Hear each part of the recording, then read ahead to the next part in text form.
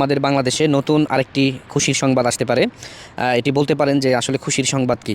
আপনারা হয়তো ইতিমধ্যে জানতে পারতেছেন যে মাননীয় প্রধানমন্ত্রীর যে পদত্যাগপত্র এখনও পর্যন্ত কিন্তু সেটি আপনার সারা ওয়ার্ল্ডের কাছে প্রকাশ করতে পারে নাই, এবং কি আমরা যতটুকু শুনতে পারতেছি যে আমাদের যে সেনাপ্রধান রয়েছেন ওয়াকারুজ্জামান, হয়তো উনি ক্ষমতা নিতে পারেন এবং কি মাননীয় প্রধানমন্ত্রী আবারও ক্ষমতা ফিরে পেতে পারেন। সেজন্য কিন্তু ইতিমধ্যে লবিং চলতেছে। এখন প্রশ্ন হচ্ছে যে আসলে কি ক্ষমতা পাওয়ার সম্ভাবনা কতটুকু। আমি বলবো যে অবশ্যই 99% হচ্ছে উনি আবারও ক্ষমতা ফিরে পাবে। কারণ কি, যে উনি যে পদত্যাগ করেছেন এখনও পর্যন্ত এটার কিনো আপনার সঠিক কিনো দিক নির্দেশনা অথবা উনি রাষ্ট্রের জনগণের কাছে এখনও পর্যন্ত সেটি প্রকাশ করে নাই, এবং কি উনি বলেও নাই যে আমি পদত্যাগ করেছি, যে আমাকে ষড়যন্ত্র করে পাঠিয়ে দেওয়া হয়েছে। এখন যে সেনাবাহিনীর প্রধান ওয়াকারুজ্জামান, আপনারা জানেন যে ওনার অনেকটাই কাছের লোক ছিল, কিন্তু এখনও পর্যন্ত আমরা নতুন করে ইতিমধ্যে হয়তো আপনারা কেউ ওনার নতুন কোনো বক্তব্য এখন পর্যন্ত শোনেন নাই। বিশেষ করে সেনাবাহিনীর ভিতরে কিন্তু অনেক বড় একটি চলতেছে। যদিও আমাদের এই বিষয়গুলো নিয়ে একটু অপেক্ষা করতে হবে, কিন্তু এটি সত্য যে মাননীয় প্রধানমন্ত্রী কিন্তু আবারও ক্ষমতা ফিরে পেতে পারেন। কিন্তু আসলে সেটা কার মাধ্যমে ফিরে পেতে পারেন। আপনারা জানেন যেহেতু সেনাবাহিনীর মাধ্যমেই মাননীয় প্রধানমন্ত্রী ক্ষমতাচ্যুত হন এবং কি ওনাকে ষড়যন্ত্র করে ভারতে পাঠিয়ে দেওয়া হয়।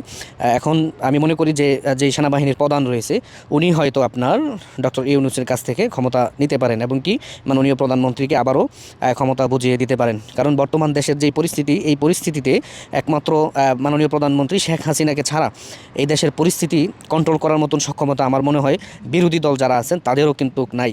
কারণ দেশের এই ক্লান্তি লগ্নে এবং দেশের এই পরিস্থিতিতে একমাত্র শেখ হাসিনাই পারে এই দুর্যোগপূর্ণ বাংলাদেশকে একটি সঠিক পথে নিয়ে আসার জন্য, যেহেতু রাষ্ট্র পরিচালনার ক্ষেত্রে ওনার দক্ষতা অনেকটাই বেশি। আর যারা কিনা আপনার অতিথি পাখি তারা কিন্তু একটু সময়ের জন্য আসে, এবং তাদের যখন ফায়দা লুটা শেষ হয়ে যায় তখন কিন্তু তারা আবার ঠিকই তাদের গন্তব্যে ফিরে যায়। ঠিক সেম আমি মনে করি যারা সমন্বয়কারী ছিল তারা একটি অতিথি পাখির মতন তারা ব্যবহৃত হয়েছে, এবং কি তাদেরকে ব্যবহার করে একটি মহল ফায়দা নিতে চেয়েছিল, যদিও এখন পর্যন্ত সেই ফায়দাগুলো আমার মনে হয় না যে হাসিল করতে পেরেছে বাংলাদেশ থেকে। এই জন্য বলবো প্রত্যেকটি সচেতন নাগরিক যারা কিনা রয়েছেন আপনারা অবশ্যই আপনারা নজর রাখবেন, খেয়াল রাখবেন, এবং কি এই দেশটা হচ্ছে আমার আপনার সবার। কারণ এই বাংলাদেশকে নিয়ে আমাদের অনেক স্বপ্ন রয়েছে, মাননীয় প্রধানমন্ত্রীর অনেক স্বপ্ন রয়েছে এই দেশকে কিভাবে আরও উন্নত করা যায়। কিন্তু সুন্দর একটি রাষ্ট্রকে যারা এইরকম পরিস্থিতির মধ্যে ঠেলে দিয়েছে তাদের বিচারও কিন্তু এই বাংলার মাটিতে হবে অবশ্যই। যারা এর সাথে জড়িত ছিল তারা কিভাবে কার এজেন্ডা বাস্তবায়ন করতে এসেছিল তারা সব কিছুই কিন্তু আস্তে আস্তে বের হবে। আমি এখনও বলি আমাদের যে মাননীয় সেনাপ্রধান সাহেব রয়েছেন ওনাকে শ্রদ্ধার সাথেই বলবো, যদি আপনি এখনও পর্যন্ত কিন্তু কিছু জনগণের কাছে গোপন করেন আমি বলবো দ্রুতই সেটি প্রকাশ করুন, এবং মাননীয় প্রধানমন্ত্রী যে পদত্যাগ করেনি এটিও আপনি জাতির সামনে তুলে ধরুন। আমি আশা সকলে দিচ্ছি, আমরা যারা রাজনীতি করি, যারা অন্য পেশার মানুষ রয়েছে সকলে কিন্তু এই বিষয়ে কথা বলছে যে নির্বাচনের আগে রাষ্ট্র সংস্কার হতে হবে। এখন রাষ্ট্র সংস্কার কারা করবে? শুধুমাত্র যারা উপদেষ্টারা রয়েছে তাদেরই দায়িত্ব রাষ্ট্র সংস্কার করা, নাকি আমাদের সকলের দায়িত্ব? কিন্তু বিষয়টা হলো যে সবার কাছ থেকে তারা কতটুকু মতামত গ্রহণ করছে সেটি লক্ষণীয়। সবার সম্মিলিত প্রচেষ্টা ব্যতীত কোনোভাবেই তো রাষ্ট্র সংস্কার সম্ভবপর নয়। যেটি এখানে কয়েকজন বক্তারা বক্তব্য রেখেছেন যে এখন বড় দুটি দল বিএনপি এবং জামাত ইসলাম তাদের কাছ থেকে আসলে কতটুকু মতামত গ্রহণ করা হচ্ছে। যে কমিশন গঠন করা হয়েছে 6টি কমিশন, এই কমিশন তাদের মতামতের ভিত্তিতে গঠন করা হলো। আমাদের কাছ থেকে তো কোনো মতামত নেওয়া হয়নি, বিএনপির কাছ থেকে মতামত নেয়নি, জামাত ইসলামের কাছ থেকে মতামত নেয়নি। এখানে আরো রাজনৈতিক দলের নেতৃবৃন্দ আছেন, আপনাদের কাছ থেকে মতামত নিয়েছে, আমার জানার মতে কারোর কাছ থেকে মতামত নেয়নি। তার মানে আপনি যদি মতামত ছাড়াই কোনো কমিটি গঠন করেন এবং তাদেরকে যাদেরকে দায়িত্ব দিচ্ছেন তারা কতটুকু আসলে পিপলের কাছে অ্যাকসেপ্টেড, আমাদের কাছে অ্যাকসেপ্টেড, সেটা তো আসলে আগে ভাবতে হবে। মতামত ছাড়া আপনি যা কিছু করেন না কেন সেটা কখনোই গ্রহণযোগ্য হবে না। যে কমিশন গঠন করা হয়েছে এই কমিশন কোন দলের সাথে আলোচনা করে গঠন করে নাই। আর 17 জন ব্যক্তির মাধ্যমে কি আসলে রাষ্ট্র সংস্কার করা সম্ভব? মাত্র 17 জন, এতগুলো মন্ত্রণালয়, একজন ব্যক্তি দুটি মন্ত্রণালয়, 3টি মন্ত্রণালয়, এটা কি সম্ভব? যে কারণে আমরা তাদের সাথে যখন আমাদের মিটিং হয়েছে আমরা বলেছি যে এর পরিধি আপনাদের বাড়াতে হবে। ন্যূনতম 50 জন না থাকলে তো রাষ্ট্র পরিচালনা করা সম্ভবপর নয়।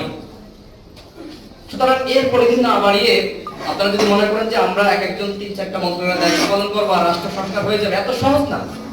15 বছরে আওয়ামী লীগ যেভাবে দলীয়করণ করেছে, যেভাবে সুশীল সমাজকে তার মতন করে ব্যবহার করেছে, আমরা তো যখন 2018 সালে কোটা সংস্কার আন্দোলন করেছি এবং 24 সালে এই কোটা সংস্কার আন্দোলন, এই কোটা সংস্কার আন্দোলনকে কেন্দ্র করে গণ অভ্যুত্থান হবে, এটি কেউ জানতো?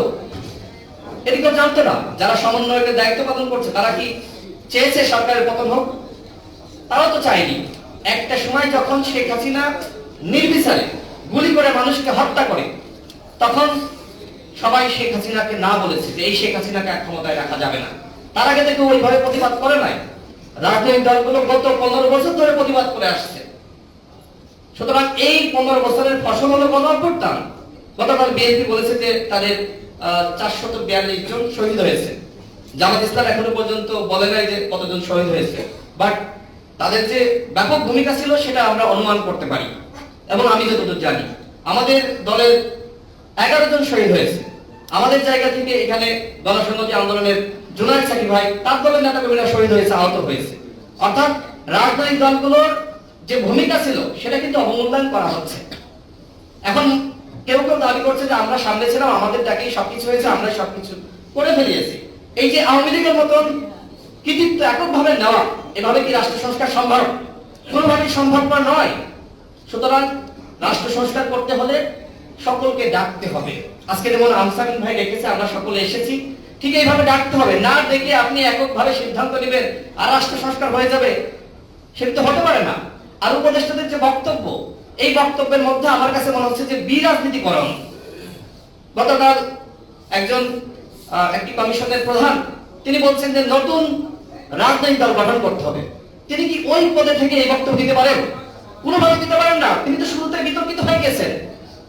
টিআইবির যিনি পরিচালক আছেন, হ্যাঁ ইফতেখারুজ্জামান, কিন্তু বিতর্কিত হয়ে গেছেন গতকালই। সুতরাং তিনি কিভাবে আসলে নিরপেক্ষভাবে কাজ করবেন? এবং একই সাথে উপদেষ্টাদের অনেকে বলেছে যে পুরাতনরা বা নতুনদের নেতৃত্বে আগামী রাষ্ট্র পরিচালনা হবে।